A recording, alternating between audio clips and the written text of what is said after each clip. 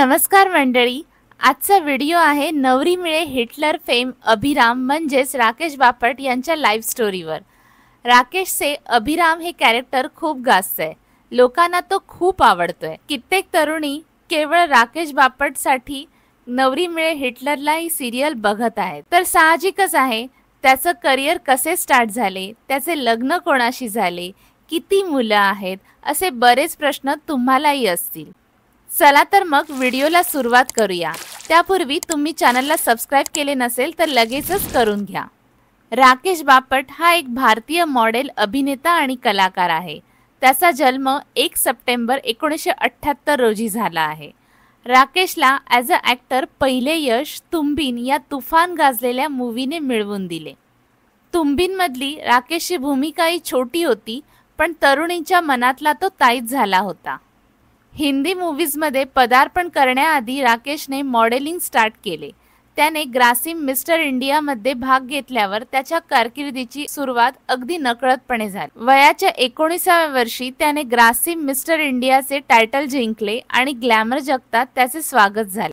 त्यानंतरच्या mister international स्पर्धेत भारताचे प्रतिनिधित्व करत त्याने फर्स्ट रनरअपचे विजेतेपद पटकावले आणि हिंदी फिल्म इंडस्ट्रीचे दरवाजे त्याच्यासाठी खुले झाले।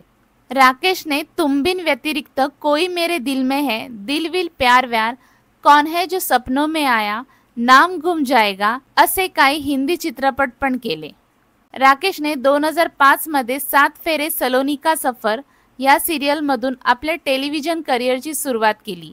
या भूमिकेने त्याला टेलिव्हिजनवर झटपट ओळख मिळवून दिली। राकेशने प्रचंड लोकप्रिय हिंदी शो कबूल है च्या 2012 आणि 2014 मधल्या सीझनसाठी करण सिंग ग्रोवरला सुद्धा रिप्लेस केले होते। राकेश वृंदावन, सविता दामोदर परांजपे, 7 फेरे सलोनी का सफर, मर्यादा लेकिन कब तक, कबूल है यासारख्या टेलिव्हिजन शो मधील त्याच्या कामांसाठी ओळखला जातो। आता जाणून घेऊया राकेश बापटच्या पर्सनल लाईफ विषयी।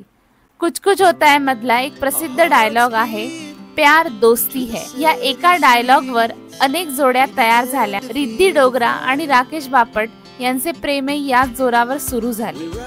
रिद्धी आणि राकेश हे एकमेकांचे चांगले मित्र होते।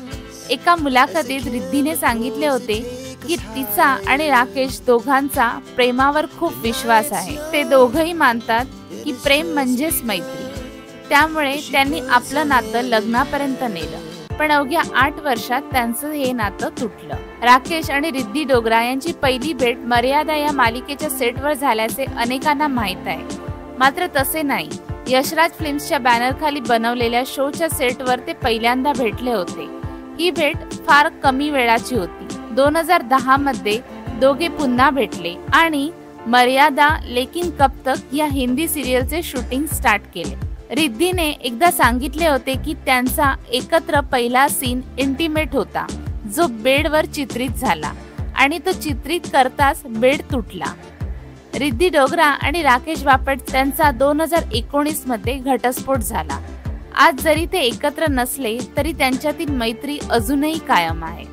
सलमान खानच्या बिग बॉस 15च्या सीझन मध्ये राकेश आणि शमिता शेट्टीची मैत्री झाली होती आणि त्या मैत्रीचे रूपांतर प्रेमातही झाले होते। सगळ्यांना वाटत होते की ही जोडी टिकेल। त्या दोघांना शेरा असे टोपण नाव सुद्धा त्यांच्या फॅन्सनी दिले होते, पण बिग बॉस संपल्यावर काही काळातच त्यांचे ब्रेकअप झाले, असे त्या दोघांनी इंस्टाग्राम हँडलवरून फॅन्स समोर जाहीर केले। राकेश बापट सध्या सिंगल आहे। रसिक हो, तुम्हाला राकेशशी सध्या गाजत असलेली नवरी मिळे हिटलरला सिरियल कशी वाटली ते आम्हाला कमेंट करून नक्की सांगा। लवकरच भेटूया एका नव्या कलाकाराच्या लाईफ स्टोरी मध्ये। तोपर्यंत मी सांज तुमची रजा घेते। Bye bye.